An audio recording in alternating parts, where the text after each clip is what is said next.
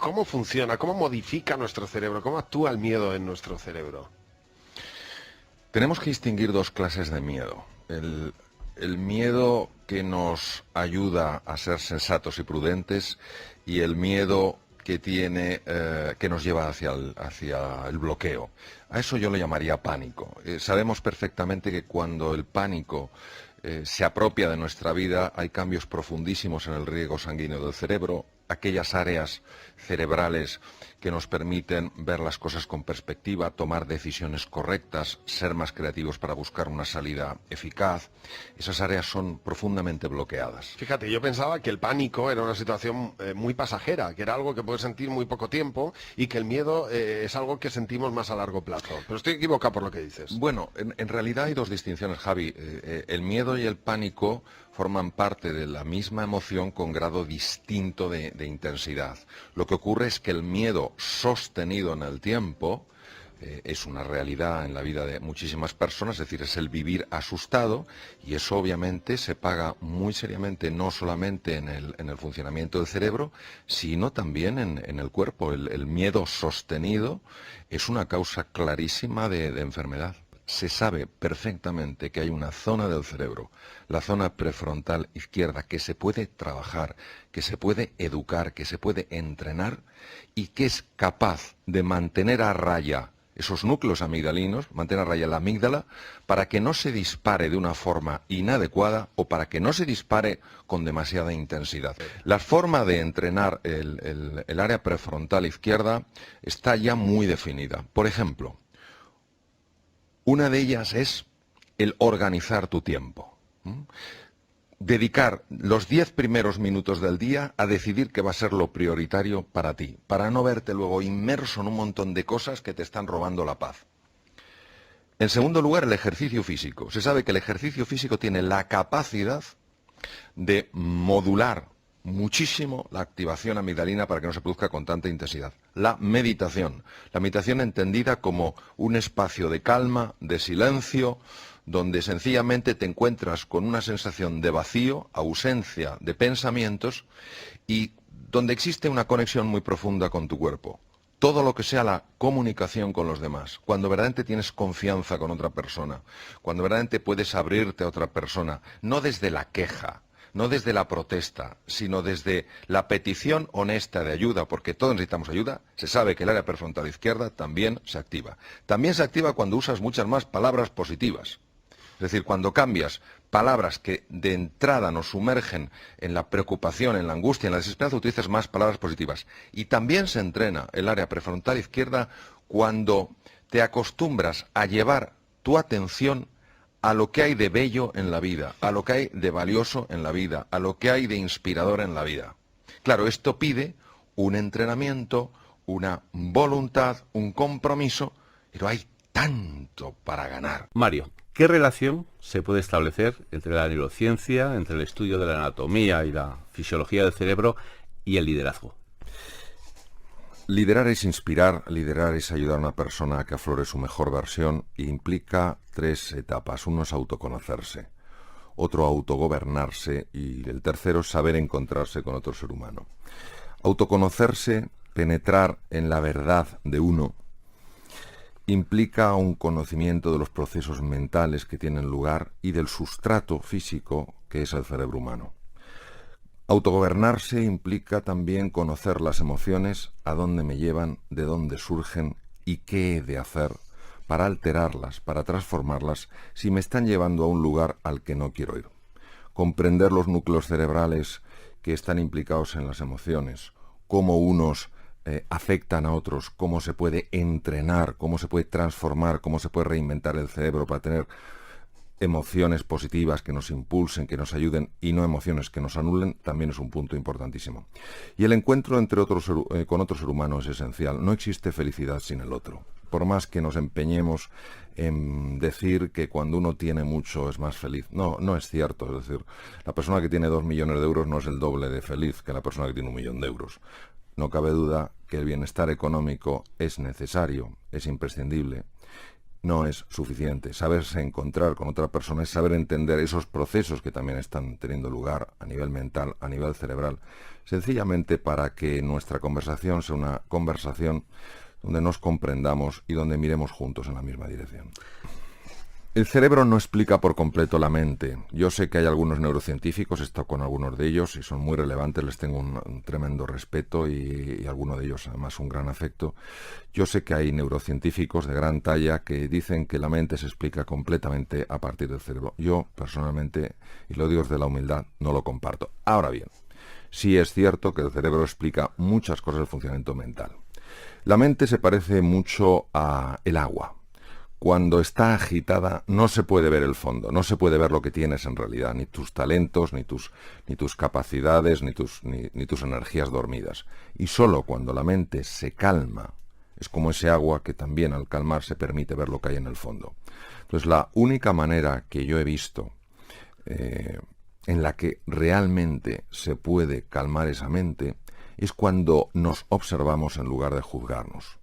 Cuando observamos nuestras emociones, cuando observamos nuestros pensamientos, es decir, cuando en lugar de ser los protagonistas de la película, nos convertimos en espectadores de esa película.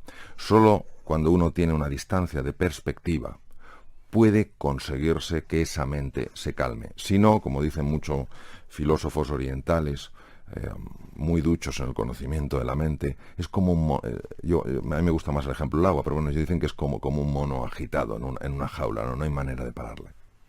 Entonces, ¿podríamos decir que la no mente sería un buen estado de la mente? Bueno, el lenguaje no es capaz de llegar a lo inefable, a lo que va más allá de las palabras.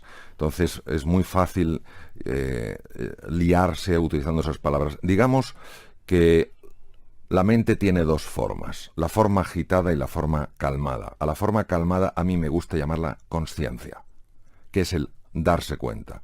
Y a la mente agitada me gusta llamarla la mente confusa, la mente que enjuicia. Entonces, más que la no mente, es la mente tranquila. ¿Qué ocurre? Que se utiliza el concepto no mente porque para llegar a esa mente tranquila hay que penetrar en el silencio. Y la mente agitada no soporta el silencio. La mente agitada solo quiere que estemos constantemente pensando y constantemente moviéndonos. Ese momento donde tú te paras, reflexionas y tocas el silencio, no es que estés en el mundo de la no mente, estás en el mundo de la no mente agitada. Y entras en el mundo de la mente tranquila, lo que se llama el self-awareness o lo que es la consciencia. Y ahí tienes una visión mucho más profunda de las cosas. Hay una diferencia entre saber algo y saber hacerlo. El aprendizaje no es saberlo, el aprendizaje es saber hacerlo. ¿Por qué hay esta diferencia entre saber y saber hacerlo? Porque el saber corresponde a la mente consciente, entendido mente consciente en un sentido muy físico, muy neurológico. Es decir, bueno, intelectualmente entiendes algo, intelectualmente lo sabes. Cuando ese conocimiento se convierte en comprensión profunda, ya no es parte de lo que sabes, es parte de lo que eres. Y efectivamente, para que eso sea así, tiene que ser recogido, asimilado, digerido por una parte que está más allá de la consciencia ordinaria y que en términos generales se llama inconsciente o subconsciente. Bien, no podemos decir el número de datos que procesa el inconsciente. No lo podemos precisamente por eso, por lo escurridizo que es. Sí, obviamente teniendo en cuenta la cantidad de información que le tiene que llegar por los sentidos y la forma tan rápida en la que procesa, de tal manera que tenemos una reacción inmediata ante un peligro, etcétera, etcétera, no cabe duda que el número de datos que procesa tiene que ser absolutamente fabuloso. ¿Cómo sacar partido al inconsciente? Vamos a ver, para poder sacar partido al inconsciente hay que ser capaz de influir en el inconsciente. Los sistemas para influir en el inconsciente son diferentes de los sistemas para influir en el consciente. Al inconsciente solo se le influye, al menos desde mi conocimiento, desde mi experiencia, de dos formas, o con imágenes o con emociones. Cuando usamos la imaginación y las emociones de una forma conjunta, el inconsciente siempre lo recoge. Es decir, al inconsciente no se llega con conocimientos, se llega con experiencias. Si en una clase se está transmitiendo un concepto, por ejemplo, el concepto de la importancia de la escucha, y dedicas 2 horas a explicar el concepto, la persona puede conocerlo perfectamente, salir de ahí y escuchar igual de mal que escuchaba antes.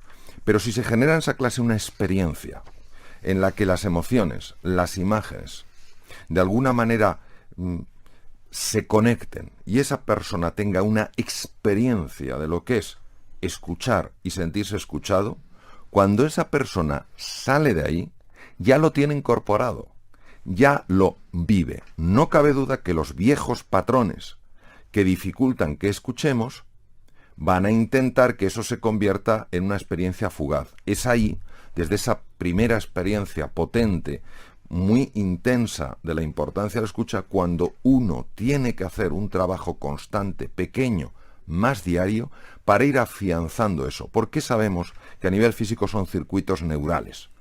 Se abren nuevas conexiones, se generan también nuevas conexiones entre las neuronas, pero para que esas conexiones se mantengan estables, para que se afiancen, hay que hacer un trabajo constante, un trabajo sostenido, una vez que se ha descubierto, porque se ha vivido, la importancia de eso que se ha aprendido. En tu libro Reinventarse mencionas que para ayudar a mantener una buena atención es conveniente proporcionar al cerebro oxígeno, glucosa, creo. ¿Cómo y en qué dosis? Si es que puede hablarse de esto. El dominio de la atención puede ser incluso más importante que la inteligencia que una persona tenga. Saber concentrar la atención en lo relevante y alejarse de tontunas y de distracciones es lo que permite realmente que el aprendizaje tenga lugar. La atención hay varias formas de cultivarla. Es un entrenamiento diario. Una de las formas más potentes que se ha encontrado es lo que se llama mindfulness o atención plena. El mindfulness sencillamente es que tu atención deje de estar atrapada con esa jaula de grillos que son nuestros pensamientos automáticos y se concentre en una parte del cuerpo, la que sea, la respiración, la pierna, el dedo, lo que quieras. Este ejercicio de la atención es muy importante y ayuda muchísimo en la vida. Segundo tema es efectivamente el tema de la nutrición. Daré eso una pincelada por temas de tiempo. El cerebro solo puede consumir, salvo periodos de ayuno muy prolongado, que son rarísimos, solo puede consumir glucosa y oxígeno. La glucosa hay que dársela al cerebro de una forma continua, no a golpes, no tomarse 27 croissants por la mañana, no sé cuánto tal por la comida y tal la cena. Hay que comer entre 5 o 6 veces y fundamentalmente hidratos de carbono que liberen el azúcar de una forma progresiva, no en picos.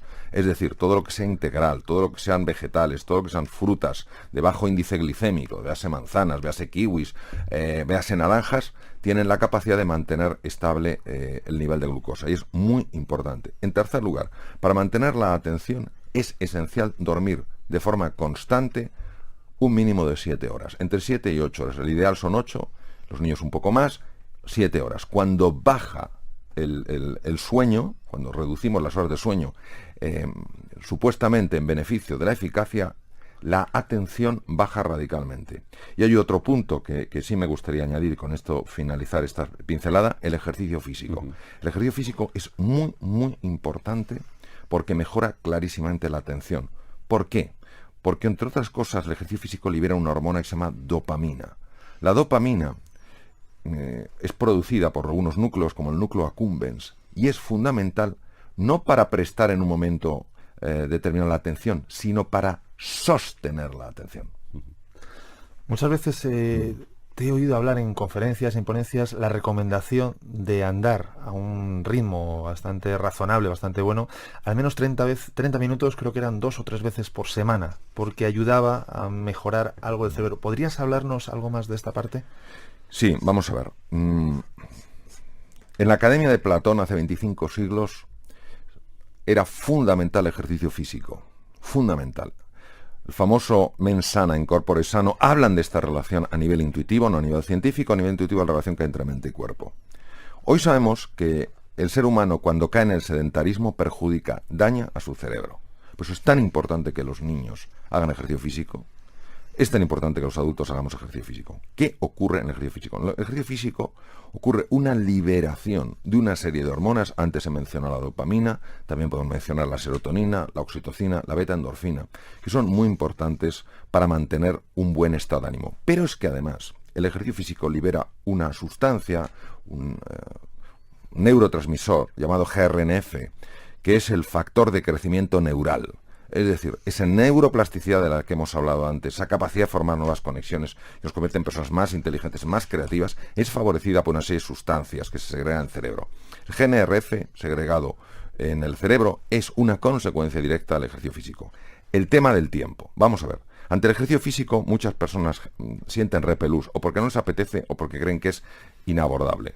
Una combinación de estudios desde la neurociencia y la Sociedad Norteamericana de Cardiología, lo que han venido a decir lo siguiente. Vamos a ver, si usted 5 días a la semana, durante 30 minutos cada día, que lo puede dividir en 3 periodos de 10 minutos, camina a suficiente velocidad como para que el corazón y el pulmón vayan un poquito más deprisa, usted obtiene beneficios claros en su salud, en su funcionamiento mental, incluso, por ejemplo, una cosa interesantísima, el funcionamiento del sistema de defensa, el sistema inmunológico. Ahora bien, ¿quiere eso decir que si yo no hago eso no tengo beneficios? No. Lo que pasa es que estudios científicos son muy complejos y entonces se quedan en un punto, ya no bajan más allá porque tendrían que añadir nuevas mediciones súper complejas. Entonces, si hace 5 minutos al día andando deprisa, desde luego es mucho mejor que si no hace nada. Yo recomiendo que se empiece por 5 minutos, que parece mucho, 1 minuto andando deprisa. 1 minuto.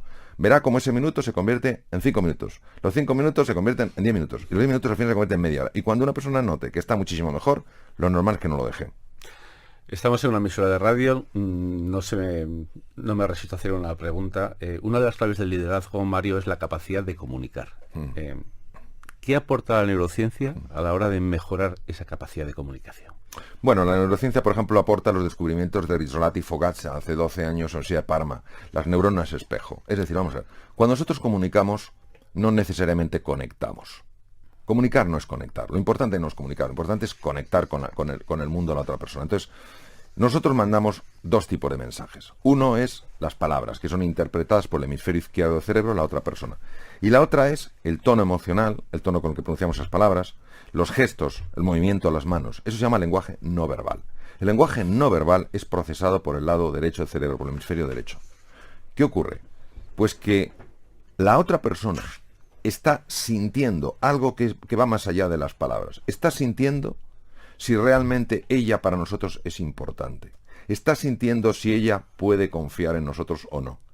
Si la respuesta a eso es que sí, que esa persona siente que para nosotros ella es importante y siente que se puede fiar en nosotros, entonces se produce un fenómeno llamado influencia.